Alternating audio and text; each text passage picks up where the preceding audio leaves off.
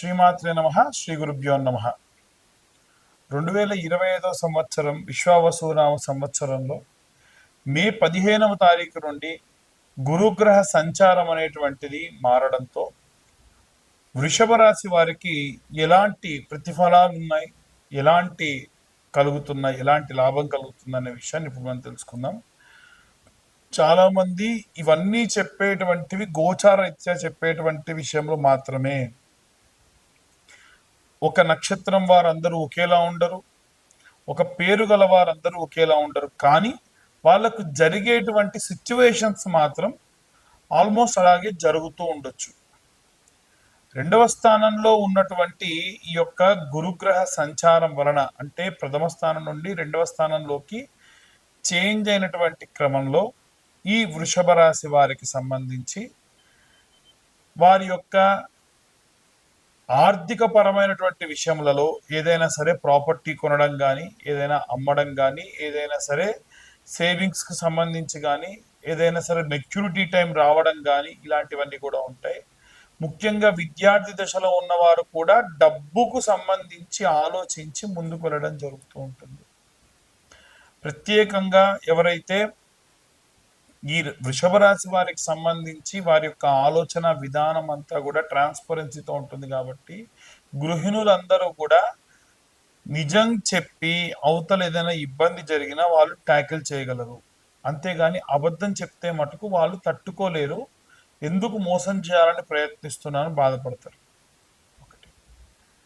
ఇంకొకటి ఏమిటంటే ఎవరైతే ఉద్యోగస్తులు ఉన్నారో వారి ఉద్యోగానికి సంబంధించి తీసుకునేటువంటి నిర్ణయం ఏదైతే ఉందో వాటికి సంబంధించి జాగ్రత్తగా ఆచితూచి నిర్ణయం తీసుకోండి.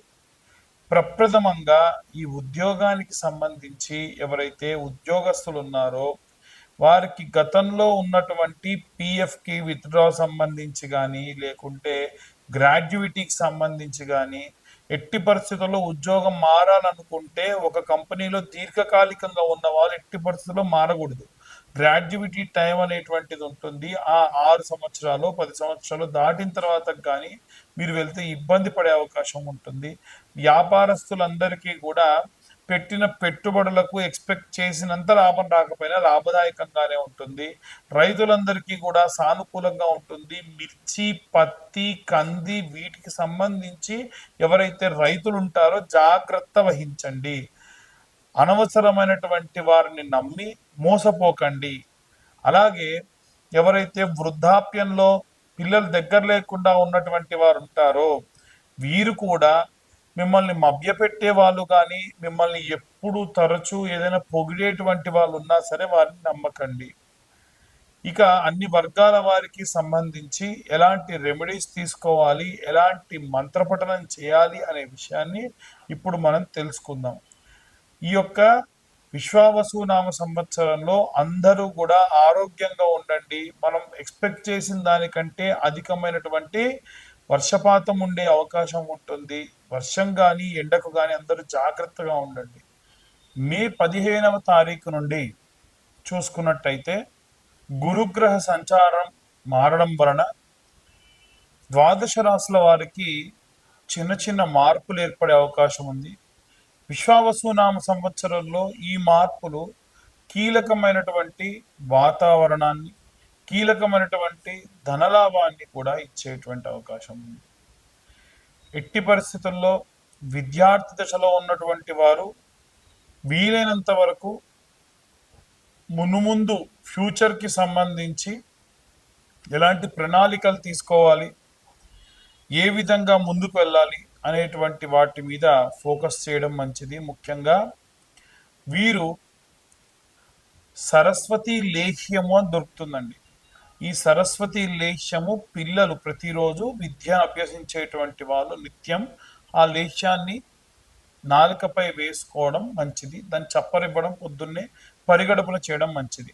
దాని వలన గుర్తుండేటువంటి శక్తి అధికంగా పెరుగుతుంది. ఇక ఎవరైతే ఈ విద్యార్థి దశలో ఉన్నటువంటి వారు ఉన్నారో ప్రతి నెల ఖచ్చితంగా ఉలవలు తినే ప్రయత్నం చేయండి. మతిమరుపు అనేది రాదు. ముఖ్యంగా విద్యార్థులకు కావాల్సింది మేధాశక్తి. ఇంకా ఎవరైతే గృహిణులు ఉన్నారో వారు రోజు కూడా ఒక చాంటింగ్ చేయడం మంచిది. ఓం శ్రీమాత్రే నమః అనేటువంటి చాంటింగ్. అలాగే ప్రత్యేకంగా ఓం నమో వాసుదేవాయ నమః, ఓం నమో భగవతే వాసుదేవాయ నమః అనేటువంటి మంత్రపఠనం ఈ నెలలో విపరీతమైన శక్తినిస్తుంది. ముఖ్యంగా మే 15 తర్వాత నుంచి మారేటువంటి గ్రహ సంచారాన్ని బట్టి ఒక్కో రాశి వారికి ఎలా ఉంటుందో మనం ఇందాకే చెప్పుకున్నాం. ఇక ప్రత్యేకంగా ఉద్యోగస్తులు ఎవరైతే ఉన్నారో వారు నిత్యము కూడా దత్తాత్రేయ స్వామి వారికి సంబంధించినటువంటి ఏదైనా మంత్రపఠనం అనగా శ్రీ పాదవల్లభ దిగంబర, ఓం దిగంబరాయ విద్మహే పాంచజన్యాయ ధీమహి తన్నో దత్త ప్రచోదయాత్ అనేటువంటి దత్తమంత్రం విపరీతమైన శక్తినిస్తుంది. నిత్యం దీపారాధన చేయండి. గృహిణులు కానీ, ఉద్యోగస్తులు కానీ, వ్యాపారస్తులు కానీ అందరూ కూడా చేయవలసింది ఏంటంటే దీపారాధన. అది కూడా అష్టమూలికలతోని ఆవ నూనె, నువ్వుల నూనె, విప్ప నూనె, సంపెంగ నూనె, ఆముదము, ఆవు నెయ్యి, కొబ్బరి నూనె, వీటితో పాటుగా శనగ నూనె లాంటివి ఏవైనా లేదా ఏదైనా సరే, ఇప్పుడు తామర గింజల నుంచి వచ్చినటువంటి నూనె కూడా ఉంటుంది. ఈ 8 రకాలైనటువంటి నూనెలు ఒక దగ్గర కలిపి పెట్టుకొని వాటితో దీపారాధన చేయడం విపరీతమైన శక్తినిస్తుంది. ముఖ్యంగా చూసుకున్నట్టయితే వ్యాపారస్తులకి విపరీతమైనటువంటి నరఘోష, నరపీడితములు అధికంగా ఉన్నాయి కాబట్టి ప్రతి గురు శుక్రవారాల్లో ధూపం వేయడం, ప్రతిరోజు కూడా సాయంత్రం మీ యొక్క ఆఫీస్ కానీ షాప్ కానీ క్లోజ్ చేసిన తర్వాతకి ఒక పేపర్ తీసుకొని దాన్ని వెలిగించుకొని కుడివైపు 3 సార్లు, ఎడమవైపు ఒకసారి తిప్పి అక్కడ పడేసిపోవడం వల్ల మీ యొక్క వ్యాపార స్థలానికి సంబంధించినంత వరకు ఉన్నటువంటి నరఘోష, నరపీడితములు పోతాయి. అలాగే చాలామంది ఈ యొక్క సినీ రాజకీయ రంగాల వారు ఉంటారు. వారు ప్రత్యేకంగా పాటించవలసినటువంటి నియమం ఏమిటంటే మీరు నిత్యము ఉన్నటువంటి సంచారం చేసేటువంటి చోట ఎవరన్నా అన్నార్తులు ఉంటే వారికి అన్నదానం చేయండి. ఈ మాసంలో అన్నదానం చేయడం విపరీతమైనటువంటి విష్ణువు యొక్క సంపూర్ణ కృప లభిస్తుంది. వీలైనంత వరకు కూడా మంచి నీటిని ఇచ్చే ప్రయత్నం చేయండి. అంటే చలివేంద్రాలు పెట్టండి. ఎందుకంటే ప్రాణం పోయే వాడి యొక్క ప్రాణం కూడా కాపాడేది ఏమిటంటే చల్లటి నీరు. కాబట్టి సినిమా రంగాల వారు కానీ లేదా రాజకీయ రంగాల వారికి కానీ ఇది పెద్ద విషయం కాదు. ఇంకా వీలైతే చల్లని మజ్జిగ ఇలాంటివి పల్చగా చేసి ఎవరికైనా సరే కాస్త విపరీతమైన ఎండలున్న చోట ప్రసాదించండి.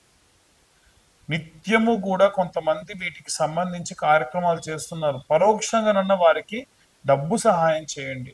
దాని వలన విపరీతమైనటువంటి రౌద్ర కష్టముల నుండి బయటపడే అవకాశం వీరందరికీ ఉంటుంది.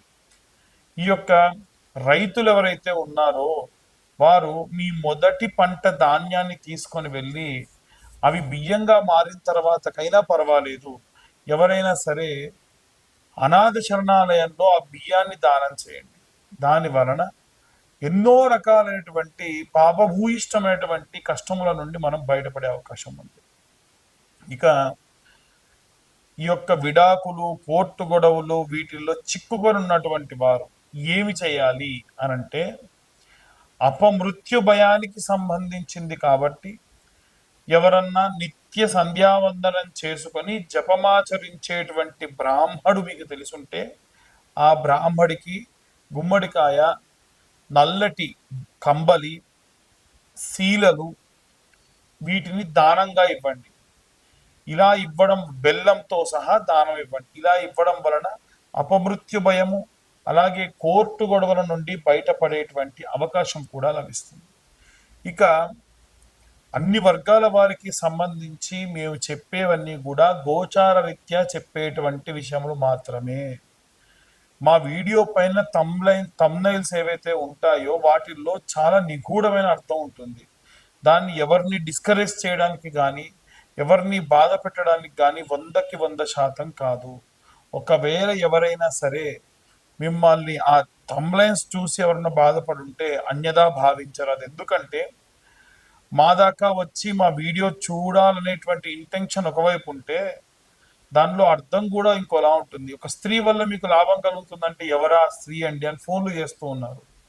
మేము చెప్పేది ఒకటే, స్త్రీ అంటే మీ ఇంట్లో ఉండే తల్లి, మీ చెల్లి, మీ భార్య కూడా అయి ఉండొచ్చు కదా! బయట నుంచి ఎందుకు ఎక్స్‌పెక్ట్ చేస్తున్నారు? సో, మన ఆలోచన విధానంలో ఉన్నటువంటి లోపం అది. నేనిప్పుడు ఎవరిని పాయింట్ ఔట్ చేసి చెప్పట్లేదు. వారి వారి పరిస్థితి తగ్గట్టుగా వారు అలా ఆలోచిస్తూ ఉన్నారు. ఇవన్నీ గోచరరీత్యా చెప్పేటువంటి విషయములు మాత్రమే. పూర్తిగా మీ జాతకం విశ్లేషణతో మీకు కావాలి అనంటే మీరు మీ పేరు, మీ date of birth, time, place కింద ఉన్న నెంబర్‌కి వాట్సాప్ చేయండి. పూర్తి జాతకాన్ని మీరు తెలుసుకోండి. పూర్తి జాతకం తెలుసుకోవడానికి గాను రూ. 2025 అవుతాయి. ఎందుకు గురువుగారు అంత ఛార్జ్ చేస్తున్నారంటే 3 గంటల సమయం పడుతుంది.